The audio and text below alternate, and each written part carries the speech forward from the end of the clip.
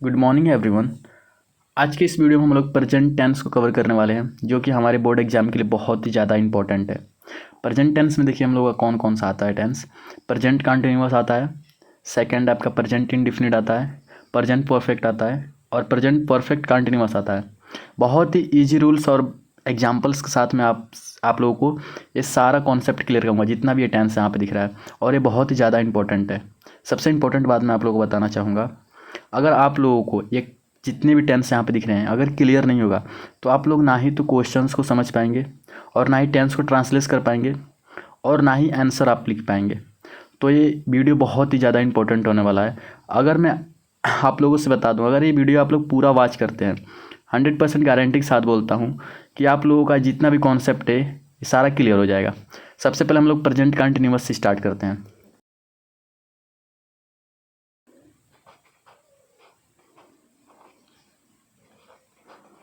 He, she, it और single name.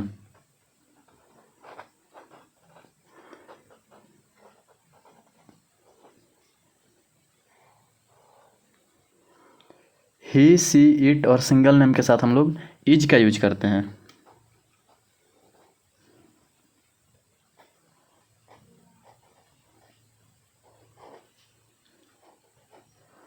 They, we, you और double name.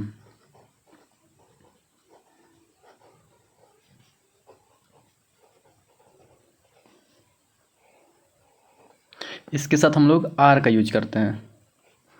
अब देखिए, ये हमारा सब्जेक्ट हो गया, ये हेल्पिंग वर्ब हो गया, ये हमारा हेल्पिंग वर्ब हो गया और ये सब्जेक्ट हो गया। दे, वी, यू और डबल नेम के साथ आर का यूज करते हैं, जो कि ये सारे सब्जेक्ट किस में आते हैं, प्लूरल में आते हैं, और ये हमारे सारे सब्जेक्ट सिंगुलर में आते हैं। जैसे ही, सी, इट और सिंगल नेम, ये सब इज है, इसका हेल्पिंग वर्ब इज होता है और ये सिंगुलर में आता है। अब एम को देख लेते हैं। एम जो होता है बेसिकली बस आई के साथ हम लोग यूज करते हैं। यहाँ आप देखेंगे इज है, आर है और एम है, ये हमारा प्रेजेंट कंटिन्यूअस का हेल्पिंग वर्ब है। हम लोग इसका रूल देखते हैं। पहले मैं सबसे पहले इज का बताता हूँ। इज का रूल क्या होता है, रूल ये रहा, is he action plus ING plus question mark. यहाँ पर हो जाएगा he is action plus ING। यहाँ पे he is not action plus ING।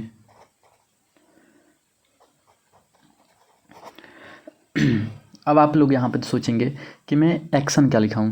मैं आप लोगों को सबसे आसान तरीके से समझाने की कोशिश कर रहा हूँ, ताकि आप लोगों को ये चीज़ एक ही बार में क्लियर हो जाए।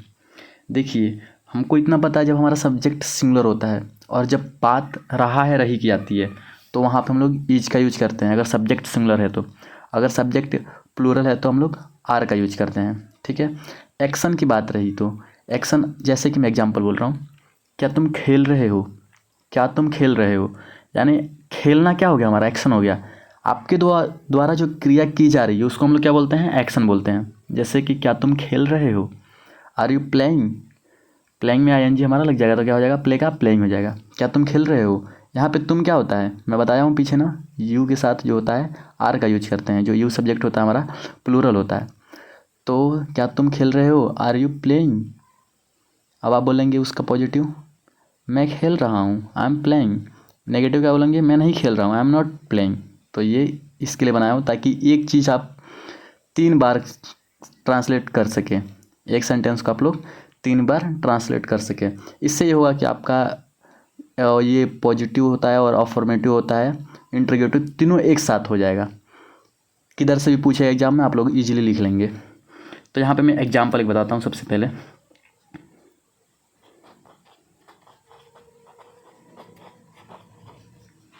एग्जाम्पल रहा, क्या वह खाना बना रही है, खाना बना रही है,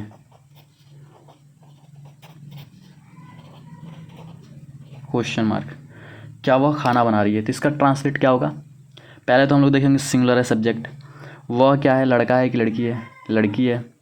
ठीक, क्या वह खाना बना रही है, यहाँ क्या कर रही है, बनाने का काम कर रही है। यहाँ पे देखिएगा मैं लिखा भी हूँ, स्ट्रक्चर दिया हूँ, रूल। क्या वह खाना बना रही है, तो इसका क्या होगा, हमारा पहले क्या है, ठीक है, तो हम लोग पहले क्या है तो क्या लिखेंगे, इज लिखेंगे। यहाँ पे देखिएगा आप लोग, क्या आया, क्या वह खाना बना रही है, इज सी। इज सी, खाना बनाने क्या होता है, कुक होता है या फिर मेक होता है, तो हम लोग कुक लिखते हैं। चलो, कुक हो गया और प्लस आईएनजी है, यानी बनाना क्या होता है, एक क्रिया होता है, तो इसमें आईएनजी आ जाएगा। इज सी कुकिंग, और क्या बना रही है, खाना, तो फूड हो जाएगा। क्या वह खाना बना रही है, is she cooking food. Okay, अब यहाँ पे हम लोग पॉजिटिव इसका बनाएंगे, जैसे अफर्मेटिव बोलते हैं ना जिसे। अगर आपने वो चीज़ सीखा जो मैं बता रहा हूँ, वो चीज़ आपको बहुत फ़ायदा होगा। एक बार सोचिए, आप ऐसे सेंटेंस आपने ट्रांसलेट किया, क्या वह खाना बना रही है, अब इसको पॉजिटिव में भी ट्रांसलेट कीजिए ना। आपने किसी से पूछा क्या वह खाना बना रही है, तो उसने क्या बोला, इज सी मेकिंग फूड या फिर कुकिंग फूड। तो आप फिर से पूछिए ना, वह खाना बना रही है, तो यहाँ पर हो जाएगा she is cooking food. She is cooking food, या फिर ऐसे नेगेटिव में बोल दीजिए फिर से, वह खाना नहीं बना रही है, तो हो जाएगा she is not cooking food.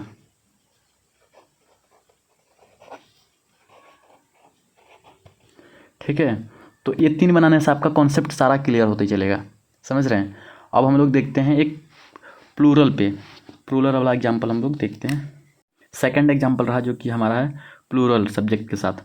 क्या तुम स्कूल जा रहे हो, are you going to school, are you going to school. ये प्लूरल है हमारा सब्जेक्ट, इसलिए हम लोग आर का यूज किए हैं। अब देखिए यहाँ पे मैं बताया था आई के साथ बस एम का यूज होता है। तो अगर मैं आपसे क्वेश्चन पूछूं क्या तुम स्कूल जा रहे हो, तो आप मुझे 2 सेंस में रिप्लाई देंगे। बोलेंगे आप मैं स्कूल जा रहा हूँ, जा रहे होंगे तो आप बोलेंगे मैं जा रहा हूँ, नहीं जा रहे होंगे तो आप बोलेंगे मैं स्कूल नहीं जा रहा हूँ। तो मैं दोनों पे लिखता हूँ, यहाँ पे दोनों पे ट्रांसलेट करता हूँ। I am going to school, going to school, या फिर I am not going to school.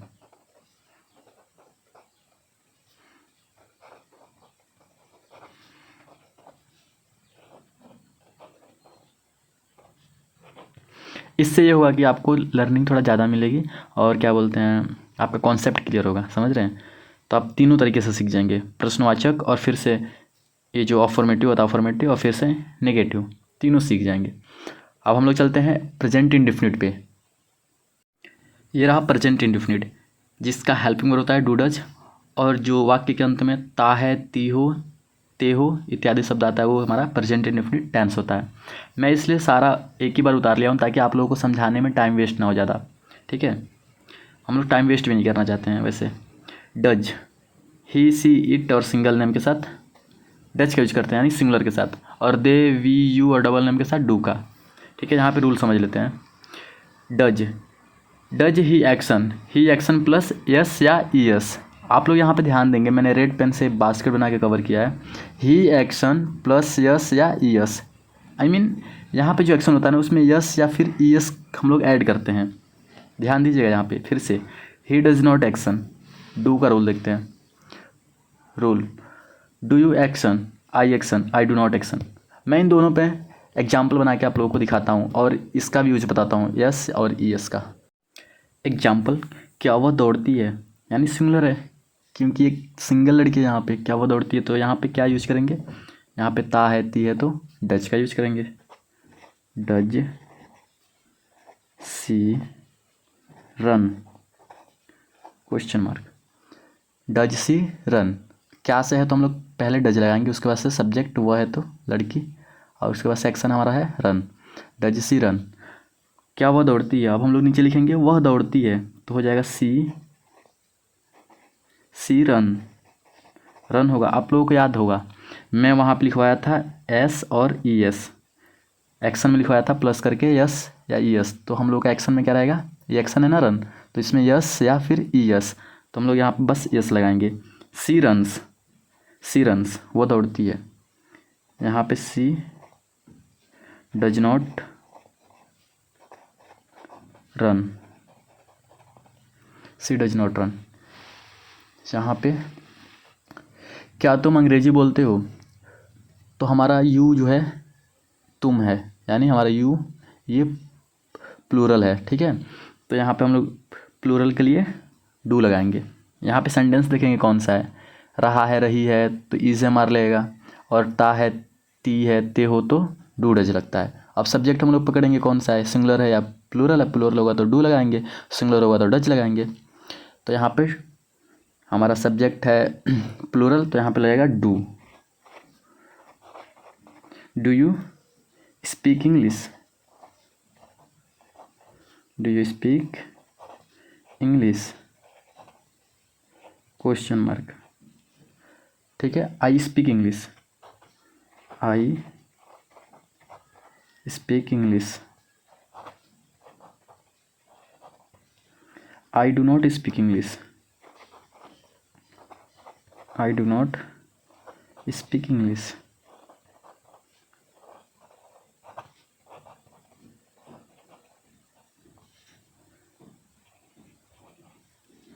I do not speak English, okay.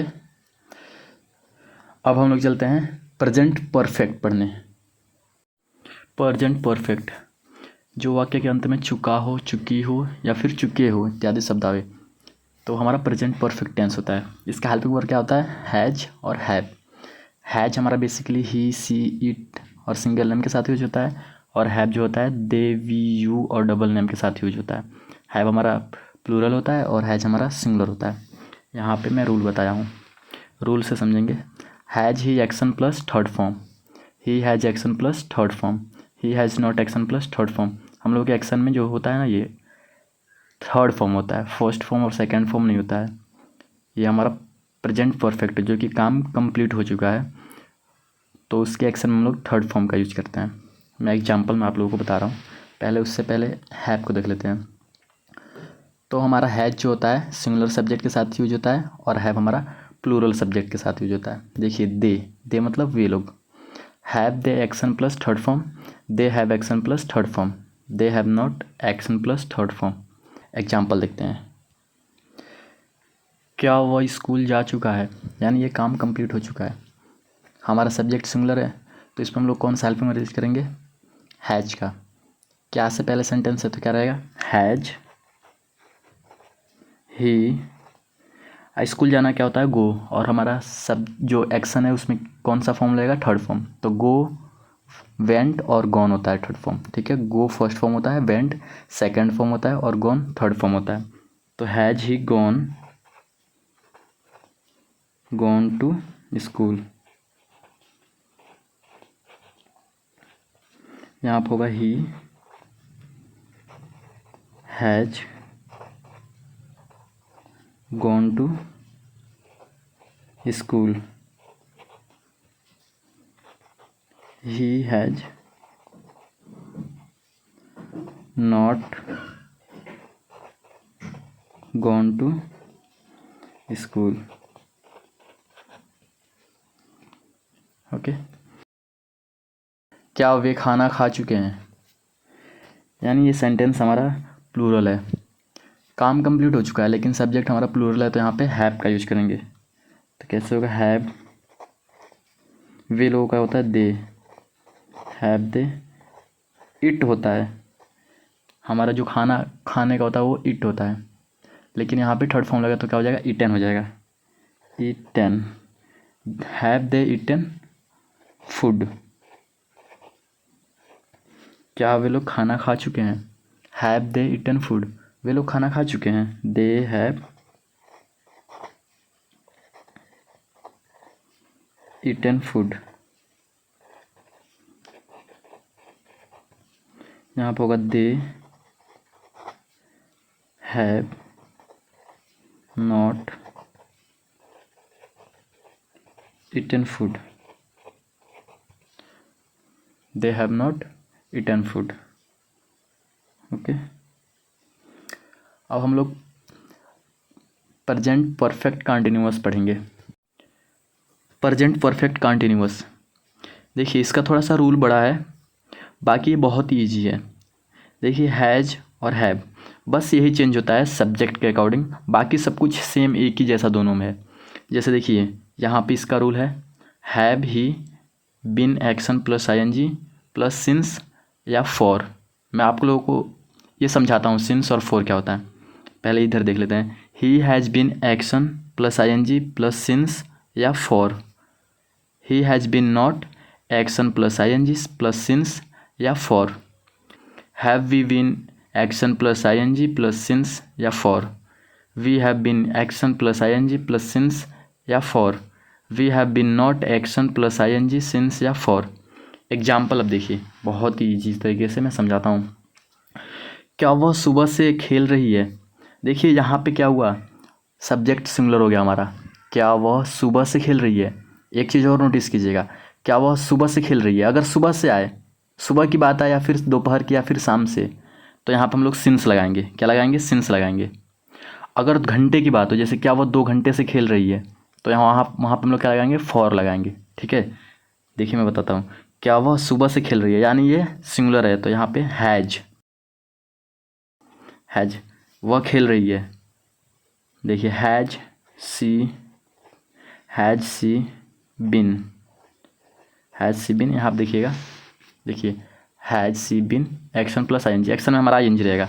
खेलने का क्या होता है, प्ले, उसमें क्या रहेगा, आईएनजी। क्या रहेगा, देखिए इधर आईएनजी रहेगा, आईएनजी रहेगा ना, आईएनजी। तो has she been playing, playing, मैंने आपको क्या बोला, सुबह से अगर होगा तो सिंस लगेगा। और घंटे का जैसे 1 2 3 टाइम होता है ना, 1 घंटा 2 घंटा 10 मिनट 20 मिनट, अगर जैसे मैथमेटिक में जो नंबरिंग से आएगा 1 घंटे से 2 घंटे से 2 दिन से 4 दिन से, तो वहाँ पे फॉर का यूज करेंगे। और जब कोई टाइम लिमिट नहीं होगा, मतलब सुबह, अब सुबह तो टाइम पता नहीं है कितने बजे से, कंफर्म नहीं है, यानी सुबह से खेल रही हो वहाँ पे, सुबह से खेल रही है तो वहाँ पे कोई टाइमिंग नहीं है, तो उसके लिए हम लोग सिंस लगाएंगे।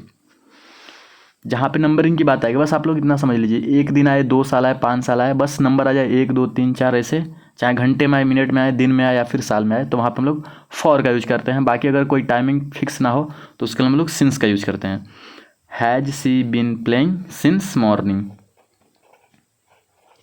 Since morning.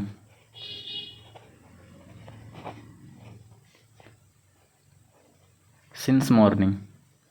क्या वह सुबह से खेल रही है। अब मैं यहाँ पे बोलूँगा वह सुबह से खेल रही है, तो यहाँ पे हो जाएगा she has been playing, she has been playing since morning.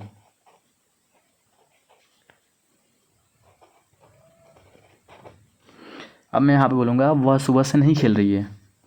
C has been not playing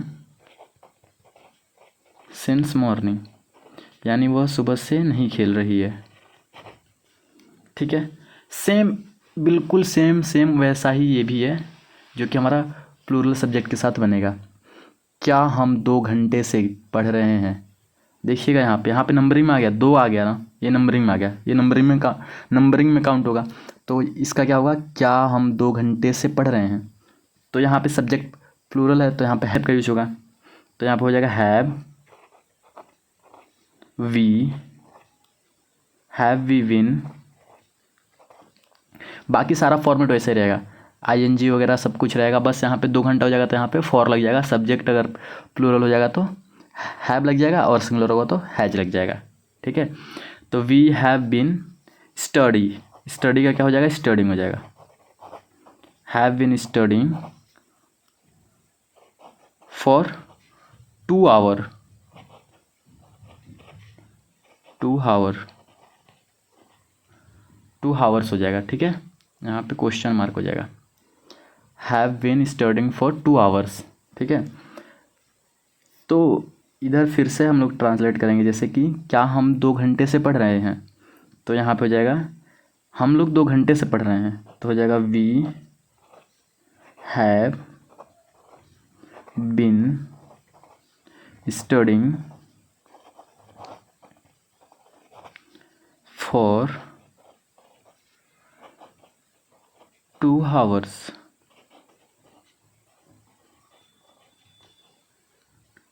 We have been studying for 2 hours. हम लोग सुबह से नहीं पढ़ रहे हैं. We have not been. We have been not. आप not been भी लगा सकते हैं, जैसे we have not been या फिर we have been not, दोनों सही है. चलिए मैं ऐसे ही बताता हूँ. We have been not studying for 2 hours.